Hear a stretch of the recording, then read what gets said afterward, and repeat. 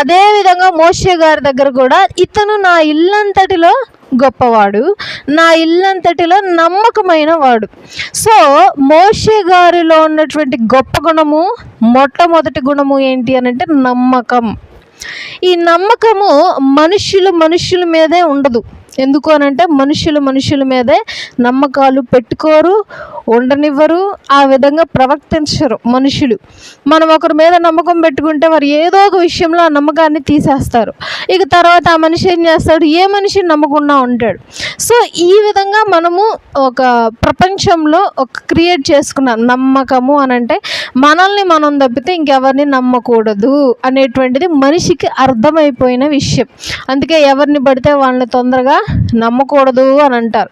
అయితే దేవుడు చెప్తూ ఉన్నాడు, ఇతను నాకు నమ్మకమైన వాడు. ఏం చేస్తే నమ్మకమయ్యాడు మోషే గారు?